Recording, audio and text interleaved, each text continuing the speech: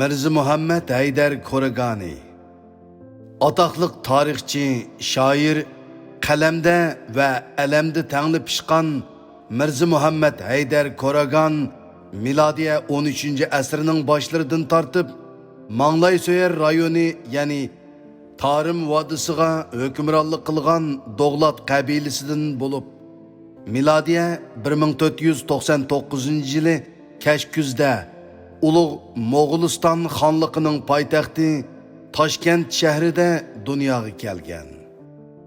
Mirza Haydar ota-onasining necha pushtig'icha hammasi xonlarning navri tuqqanlaridan ekanligini aytib kelib, nasabini Do'g'lat amiri Po'lojig'icha surgan. Mirza Muhammad Haydar Bobur shohning va Said xonlar bilan bir navri tuqqanlardan edi. 1508-yili Mirza Haydar 9 yoshga kirganda uning dadisi Shayboni xonning suiqasdi bilan Hirotda o'ldirilgan. Ayni vaqtda Mirza Haydar Buxoroda hadisining yenida edi.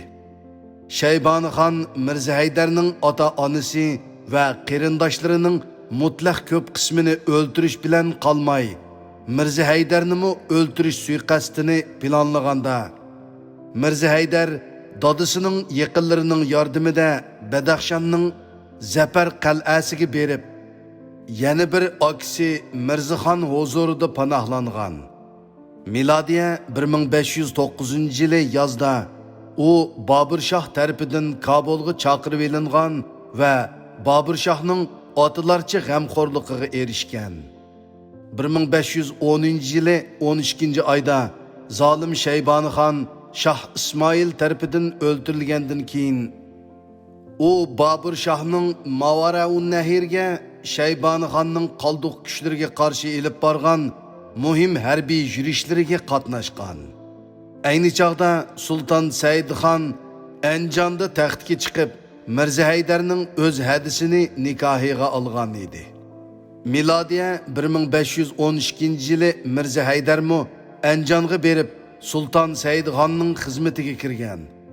Milodiya 1513-yili Sultan Said xon o'z singlisini Mirza Haydarga nikohlab berib, Qo'rag'onlik o'rniga ko'tirgan. Mirza Haydar Qo'rag'on 24 yoshidan boshlab harbiy ishlarga aralashgan va qo'shin qo'mondoni sifatida harbiy yurishlarga ishtirok qilgan.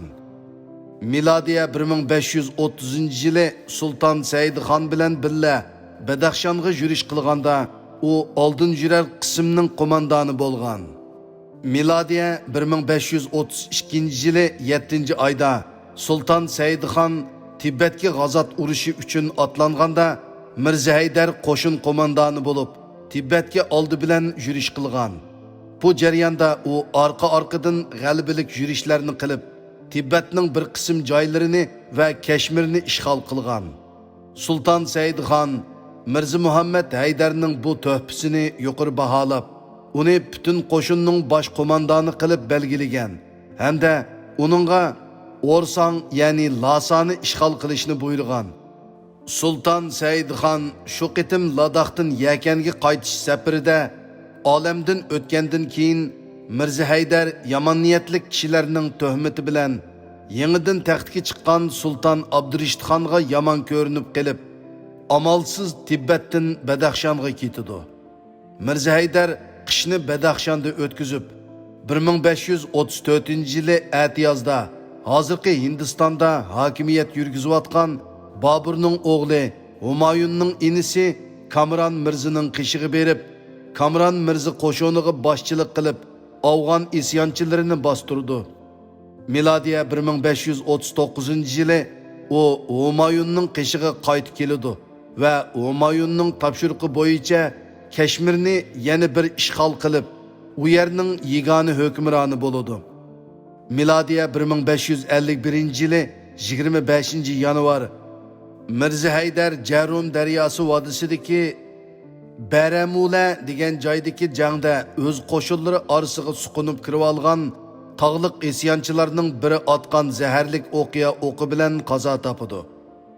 Natijada Kashmir tavasi malmallashib ketdi. Səbdaşları onun cəsidini Qarqurum tağları arqılıq Səidiyə xallıqının paytaxtı Yəkənge ilib kelgan. Abdurishidxon cho'ng hurmat bilan uning meyitini Oltunliq qabristonligiga dafn qiladi. Arabcha va Farischa tarixiy manbalarga asoslanganda Tarihi Rashidi nomli qimmatli tarixiy asar 1541-yildan 1546-yilgacha yozilib bo'lgan. Avtor bu 5 yil jarayonida bir tarafdan Kashmirda to'xtamay isyon ko'tarayotgan tog'liqlar va to'planchilarni tinchitsa, yana bir tarafdan qo'liga qalam ilib Uyg'ur tarixining 1300-yildan 1500-yilga qadar bo'lgan qismini qo'g'dab qolgan. Hindiston tarixchilari Abul Fazil bilan Firishta uning keyingi yillarga oid biroz ma'lumot berib mundaq degan.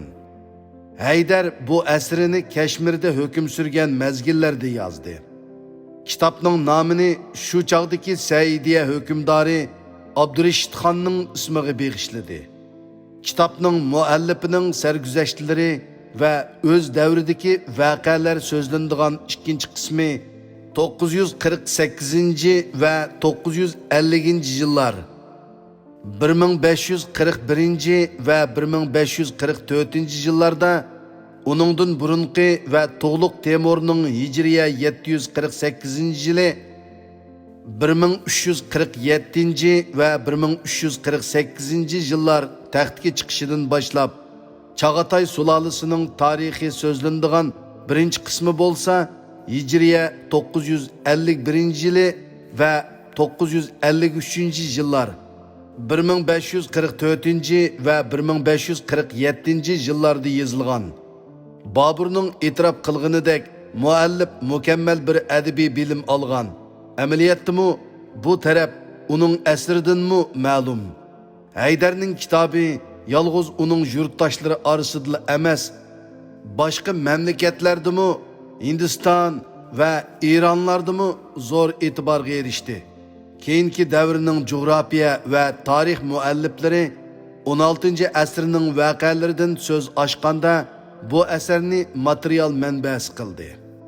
Uyg'urcha manbalarda Tarihi Rashidi haqida mundaq bayonlar berilgan. Mirza Haydar Koragan Kashmirni idora qilib turgan mezgilda, ya'ni 1541-yili Yarkand xonligining hukmroni Saidxonning o'g'li Abdurishidxonning nomiga va uning ahvollariga atab Farischa Tarihi Rashidini yozishga boshlagan. Birinchi kitob rasmiy tarix 70 bobga bo'lingan bo'lib, To'g'liq Temirxon 1329-yillardan 1362-yillargacha ning dastlabki ahvolidan tortib, Abdurishidxon 1510-yillardan 1559-yillargacha shu davrgacha bo'lgan voqealiklar tafsili bayon qilingan. Ikkinchi kitob voqealiklar bayoni 117 bobga bo'lingan bo'lib, avtor o'zining kechirmishlari va ko'rgan anglaganlarini asos qilib, Bovusi Yunusxonning taxtga chiqib hokimiyat tutqunidan o'zining Kashmirda hokimiyat tutquniga qadar bo'lgan tarixiy ijtimoiy ahvollarni bayon qilgan.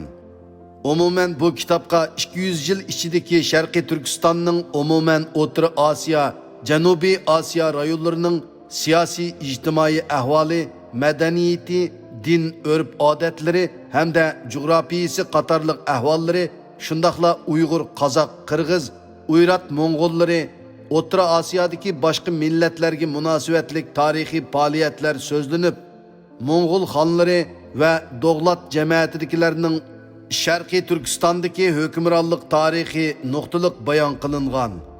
Uningdan boshqa To'g'liq Temirxon islom diniga e'tiqod qilgandan boshlab, Mo'ng'ol hukmronlarining islom diniga e'tiqod qilishini yo'lga qo'yib, Turpan qatorliq joylardagilarni islom diniga e'tiqod qildirganlik tariximi bayon qilingan. Tarihi Rashidi O'rta Osiyo bo'libmi Tangri tog'larining janubiy va shimolining ayni mezgildagi tarixini tadqiq qilishda bevosita material bo'la oladi. U sharq mamlakatlarida keng tarqalgan bo'lib, har xil qo'lyozma nusxalari e'tiborlanib saqlanmoqda. xalqimiz ichidimi uning turli qo'lyozmalari va tarjima nusxalari barliqqa kelgan. 18-19 asrlarda barliqqa kelgan Muhammad Sodiq Koshig'ari va Molla Muhammad Niyoz binni Abul G'afurning tarjimasi 19 asrning boshlarida Qashqarda tarjima qilingan, hozirgi Toshkentda saqlanayotgan yana bir nusxasi bizda barliqqa kelgan muhim tarjima nusxasidir. 1895-yili Angliyalik mashhur tilshunos, İran va O'rta Osiyo tarixini tadqiq qiluvchi olim Edward Denison rus tarjima qilgan inglizcha nusxasi nashr qilinib tarqitilgandan keyin bu asar G'arbiy Yevropadagi sharqshunoslar orasida zo'r ta'sir paydo qilgan hamda 1898-yili ikkinchi nashri nashr qilingan. 1972-yili qayta besilgan. Ana shu inglizcha nusxa asosida Xitoycha nusxasi 1983-yili 6-oyda atalmış Xitoy xalq nashriyoti tarafidan 2 tom qilib nashr qilingan.